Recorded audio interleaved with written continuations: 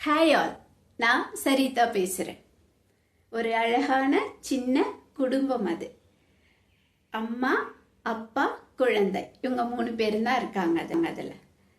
அம்மா அன்னைக்கு காலையில் சமையலுக்கு என்ன செய்யணுமோ அந்த வேலைகள் எல்லாம் கிச்சனில் பார்த்துட்டு இருக்காங்க.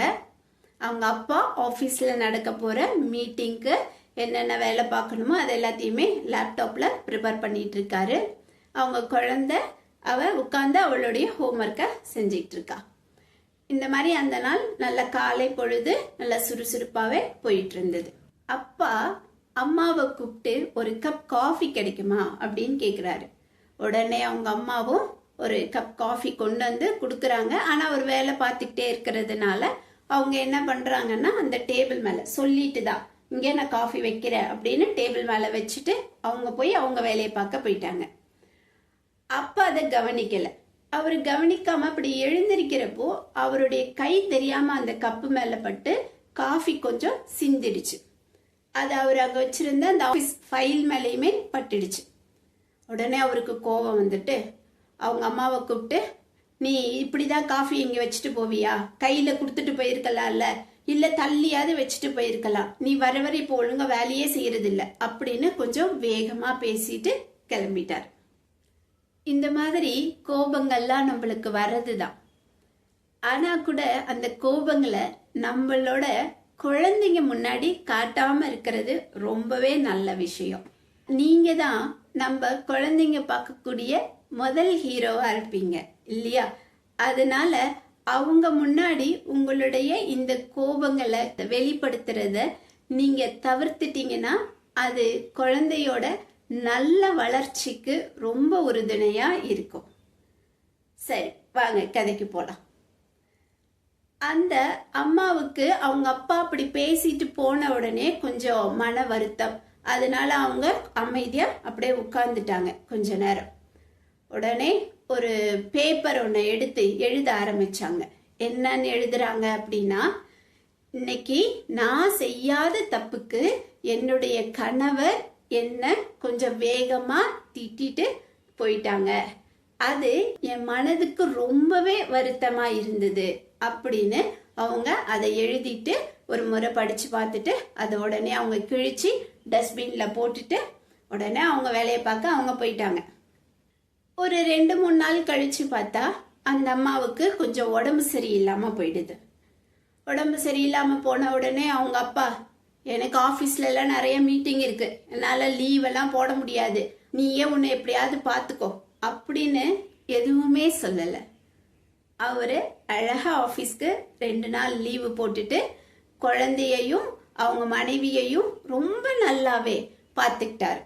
ரொம்ப அன்பா அவங்களுக்கு என்னென்னலாம் தேவையோ அந்த தேவை அறிஞ்சு அவங்களுக்கு நேரத்துக்கு எல்லாமே செஞ்சு கொடுத்து அவங்கள ரொம்ப அன்போடையும் அரவணைப்போடையும் இருந்து அவங்கள கவனிச்சுக்கிட்டார்.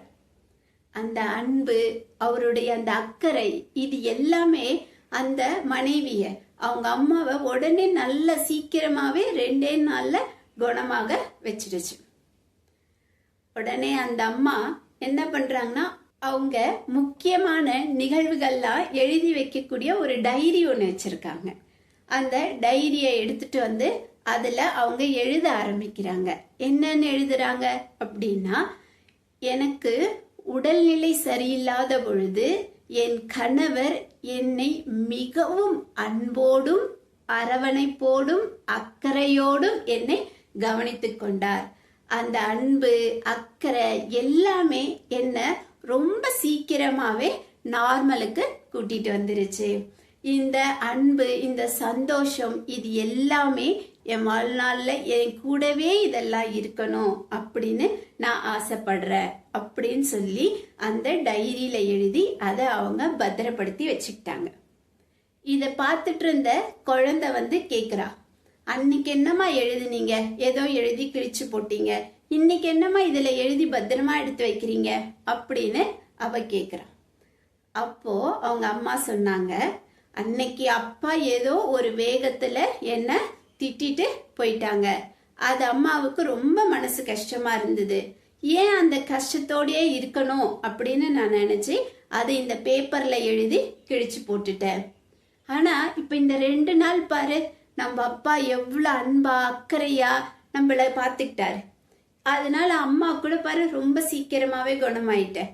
அதனால இந்த சந்தோஷம் என் கூட என்னைக்குமே இருக்கணும் அப்படின்றதுனாலதான் இத நான் டைரியில எழுதி பத்திரப்படுத்துறேன் அப்படின்னு சொன்னாங்க. நம்ம வாழ்க்கையில எல்லாம் கூட இந்த மாதிரியான மனக்கசப்புகள், வருத்தங்கள் இது எல்லாமே இருக்கக்கூடியதுதான். ஆனா அந்த மன வருத்தங்கள் எல்லாத்தையுமே நம்ம நினைச்சு மூட்டை கட்டி நம்ம தலைமையில தூக்கி வச்சுட்டு அந்த பாரத்தோடையே வாழணும்ன்றது ஒரு நல்ல விஷயமா இருக்காது இல்லையா? அதனால இப்ப அந்த அம்மா செஞ்சாங்க பாருங்க, அந்த மாதிரி நம்மளுடைய மனக்கவலைகள், வருத்தங்கள், பிறர் மீது இருக்கக்கூடிய கோபங்கள் எல்லாத்தையுமே நம்ம எழுதி அதை நம்ம கிழிச்சு போட்டுட்டோம்னா நம்ம மனசுல இருக்கக்கூடிய அந்த பாரத்தை எல்லாத்தையுமே நம்ம ரொம்ப சீக்கிரமா கீழே இறக்கி வச்சிட முடியும். அதை நம்ம சுமந்துக்கிட்டே இருக்கணும்ன்றது நம்ம வாழ்க்கையில அடுத்த கட்டத்துக்கு நம்மள போகவே விடாது. அதனால இத நீங்க கொஞ்சம் ட்ரை பண்ணி பாருங்க. அதே மாதிரி உங்ககிட்ட யாராவது வந்து உங்களுடைய நல்ல குணங்கள்லாம் என்னென்ன சொல்லுங்க அப்படின்னு கேட்டா நம்ம யோசிப்போம், இதெல்லாம் நம்மளுடைய நல்ல குணமா என்னன்னுட்டு. ஆனா உங்ககிட்ட இருக்கக்கூடிய குறைகள் என்ன அப்படின்னு நம்ம கிட்ட கேட்டா நம்ம உடனே சொல்ல ஆரம்பிச்சிருவோம். நான் காலையில எழுந்திரிக்க மாட்டேன், நான் ரொம்ப சுறுசுறுப்பா இருக்க மாட்டேன், எனக்கு இங்கிலீஷ் பேச வராது, நான் இந்த வேலையை என்னால தனியா பண்ண முடியாது, இந்த மாதிரி எல்லாம் நம்ம சொல்ல ஆரம்பிச்சிருவோம். ஆனா ஒரு பேப்பர் எடுத்து அந்த பேப்பர்ல நீங்க உங்ககிட்ட இருக்கக்கூடிய நல்ல விஷயங்கள்லாம் என்னென்னு மத்தவங்க சொல்ல வேணாம், நீங்க உங்களுடைய நல்ல விஷயங்களை யோசிச்சு அதுல நீங்க எழுதி பார்த்தீங்கன்னா உங்களுக்கு புரியும் நீங்க எவ்வளோ திறமையானவர், நீங்க எவ்வளோ நல்லவர் அப்படின்ற உங்களுடைய நற்குணங்கள் எல்லாமே உங்களுக்கு வெளிப்படும். இந்த மாதிரி நீங்க பேப்பர்ல எழுதி உங்களுடைய நல்ல குணம் என்னன்னு நீங்க கண்டுபிடிச்சீங்கன்னா அதை கண்டிப்பா மறக்காம கமெண்ட்ல சொல்லுங்க. அது பார்க்குற மற்றவங்களுக்கும் ரொம்ப யூஸ்ஃபுல்லா இருக்கும். இந்த கதை, இதுல வந்த கருத்து, இது எல்லாமே உங்களுக்கு பிடிச்சிருந்ததுன்னா என்னுடைய சேனலை நீங்க சப்ஸ்கிரைப் பண்ணுங்க, லைக் பண்ணுங்க, ஷேர் பண்ணுங்க, முக்கியமா கமெண்ட் பண்ணுங்க. Thank you all. பாய்.